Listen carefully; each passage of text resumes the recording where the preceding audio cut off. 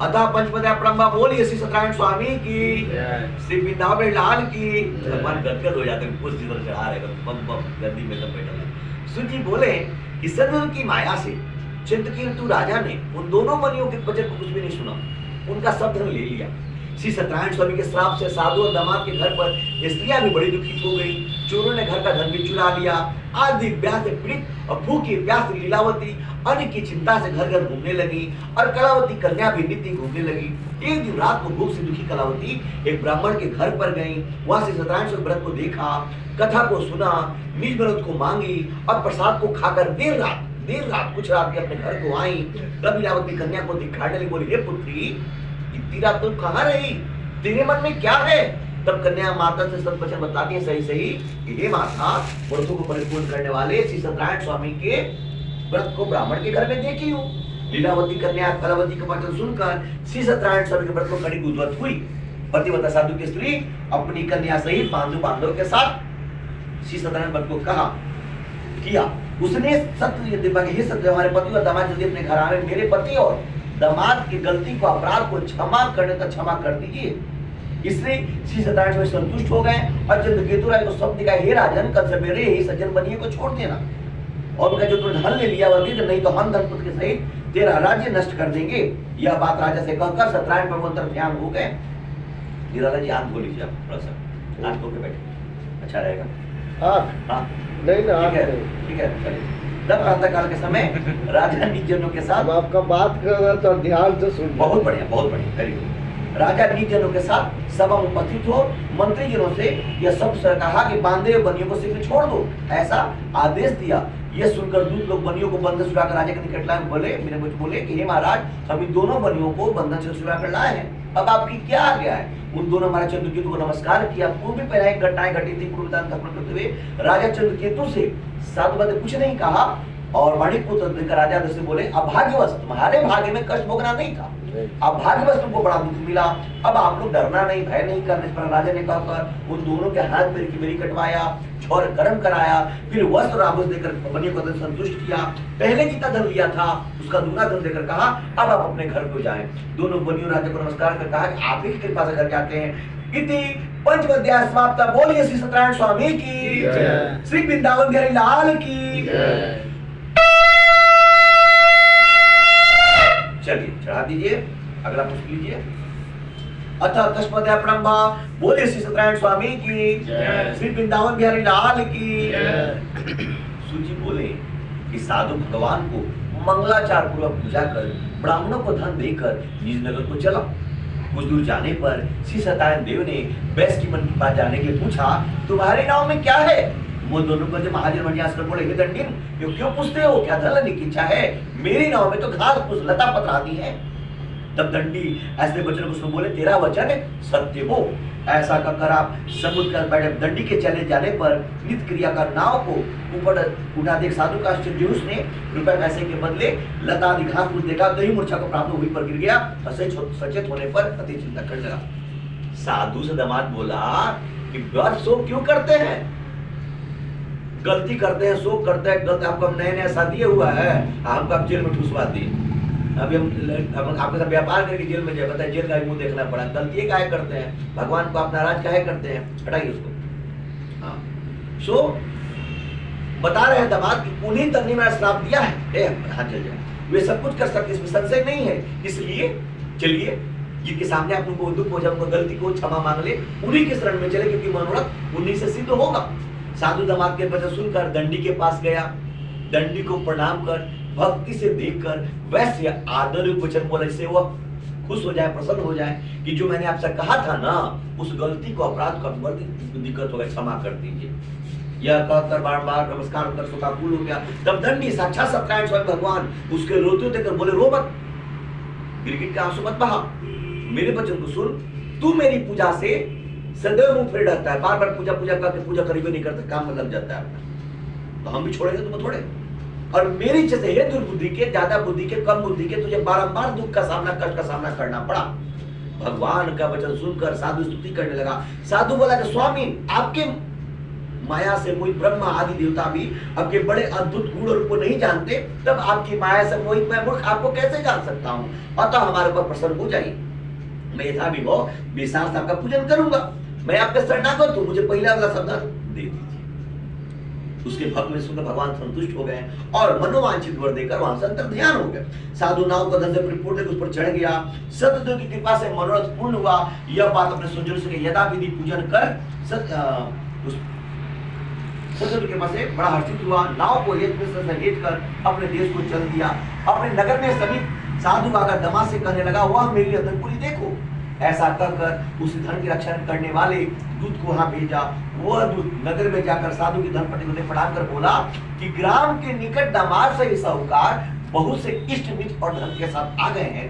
दूत के मुख से ऐसे वचन सुनकर साधु की स्त्री बड़ी हर्षित हुई, बड़ी खुश हुई, प्रसन्न हुई और सत्यदेव का पूजन कर कन्या से कहने लगी कि मैं जाती हूँ, तुम भी प्रसन्न आ जाना।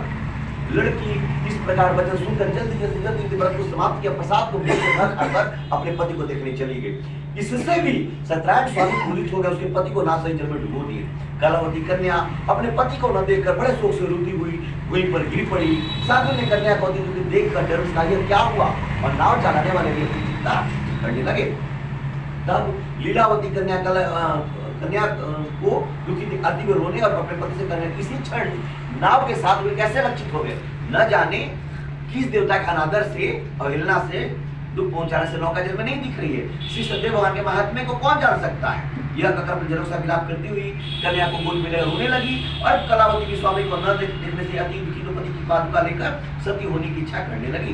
कन्या का यह चल देखकर सर्व साधु बनी स्त्री के साथ अत्यंत सुख पर विचार करने लगा कि मैं सत्यनारायण स्वामी के माया से बारंबार चला गया हूँ। अब यथा विभव श्री सत्यनारायण स्वामी के पूजन को करूंगा। इस प्रकार सबको बुलाकर कहने लगा और बारंबार गिरकर 17 भोग साष्टांग दंडवत किया। इसी पर तीनों के पालन करने वाले 17 भोग संतुष्ट हो गए और भक्त कृपा से तुम्हारी कन्या प्रसाद को त्याग कर अपने पति को देखने चली आई है। इसी का इसका पति अदृश्य हो गया है। यदि वो पुनः घर जाकर प्रसाद खा लेंगी, भक्षण कर लेंगी तो पति को निसंदेह पाएंगी, देखेंगी। कन्या ने कसवाणी सुना, शीघ्र घर गई, प्रसाद को खाया, अपने पति को निसंदेह देखा। तब कलावती संतुष्ट होकर अपने पिता से कहती हैं, अब शीघ्र घर चलिए, विलंब न करिए। कन्या का वचन सुनकर साधु दामा सहित संतुष्ट होकर धन और बात अपने घर को तो हर महीने हम संक्रांति भैया भी साल भर में कभी कभी बीच में कराते रहते हैं। विधि पर पूजन करने इस तरह सुख प्राप्त कर अंत में स्वर्ग को जाता है। सुफीस करें हे मुनि से हम आपसे और भी कथा कहता हूँ सुनी थी। खष्म समाप्त बोले श्री सत्यनारायण स्वामी की जय, श्री वृंदावन बिहारी लाल की जय। इस अध्याय में आप लोग बताएंगे बिहारी लाल की जय। पूरे 7वां अध्याय का लास्ट में गिनाई होगा कितना लोग पूजा में उपस्थित था। भगवान सबको उसके हिसाब से फल देंगे। चल कोई घटना घटने वाला है उसको दूर कर दे। अतः सबको ब्रह्म बंद कर ले का चालू है कैमरा कहीं बंद है। नहीं वो कैमरा बंद की हुई है, ठीक है। अतः सप्तदा ब्रह्मा बोलिए मिलके श्री सत्यनारायण स्वामी की जय, श्री वृंदावन बिहारी लाल की जय। अब ध्यान से सुनिए, यह अध्याय आप लोग के लिए 5 मिनट जो लगे 10 मिनट। सूत जी बोले ये रंग के लिए भी है, राजा के लिए भी है। जो ज्यादा कमा ले उसके लिए, जो सेवा कर रहा है उसके लिए भी है, दोनों के लिए।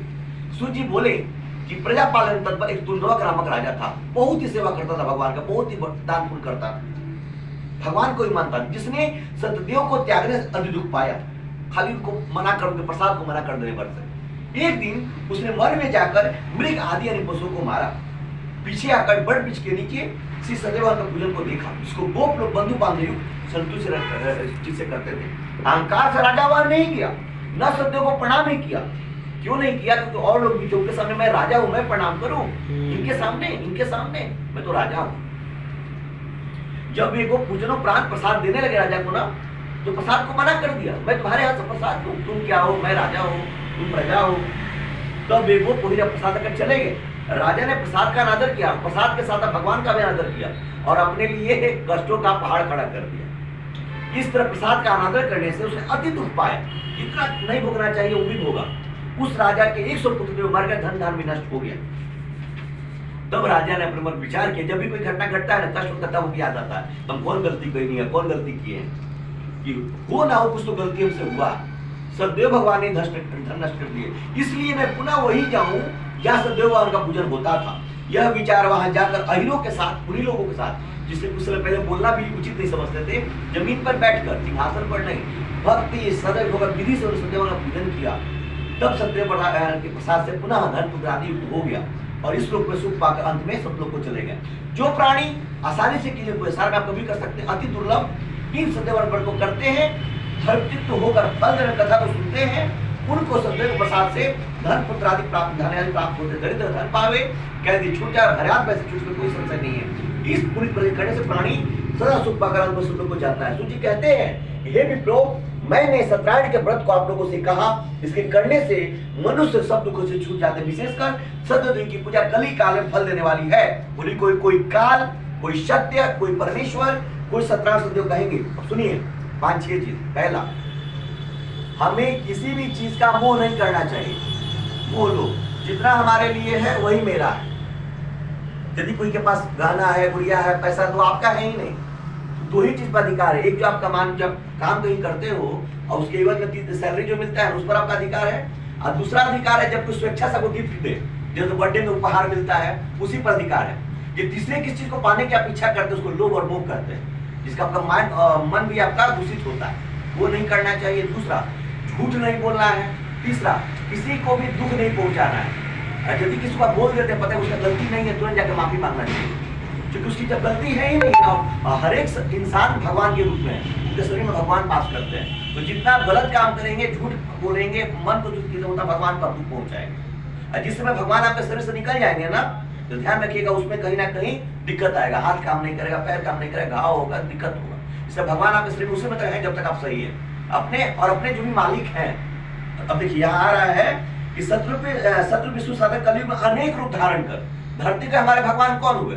हमारे माता पिता, हमारे गुरुजन, हमारे बॉस, हमारे मालिक, जो हमको 30 दिन के बाद सैलरी देते हैं, हमारे अच्छे बुरे हमको डांटते भी हैं, गलत होने पर वो सिखाते भी हैं, और हमारे घर का, परिवार का हमारा ख्याल भी रखते हैं। वो सारे लोग हमारे धरती के भगवान हैं, सबको वांछित फल देने वाले होंगे।